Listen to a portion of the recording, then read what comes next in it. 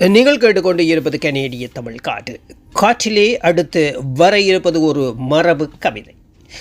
இந்த கவிதையை எழுதியவர் அன்பு அறிவிப்பாளர் பாவலர் தயாளினி சிவநாதன் தாயகம். இந்த கவிதை உண்மையிலேயே 33வது கவிதை புன்னகை. அவரது கவிதை ஒவ்வொரு கவிதையும் 3 கவிதைகள் அவர் எழுதியிருந்தார். அதனால் அந்த கணக்கீட்டில் நான் கொஞ்சம் பிழையாக பார்த்துவிட்டேன். உண்மையிலேயே இன்றைய கவிதை 33வது கவிதை புன்னகை. மனங்களில் மகிழ்வே காண மதியுமே வெற்றி கொள்ள தினம் தினம் சிரித்தே வாழ்ந்தாள்.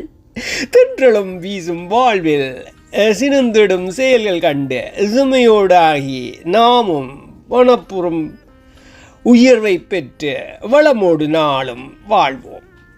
எண்ணமே சிறக்க என்றும் எழிலூறு சிந்தையோடு கண்ணிலே கனிவும் காட்டி கதிரொளி பரவல் போல மண்ணிலே உயிர்கள் யாவும் மாண்புற காணல் வேண்டும்.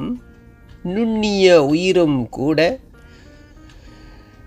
நொந்திடும் பாவம் வேண்டாம். உறவுகள் ஒன்றாய் கூடி உள்ளமும் உவப்பு கொள்ள மறந்திடும் பகையை மெல்ல மாற்றமும் வந்தே சேரும்.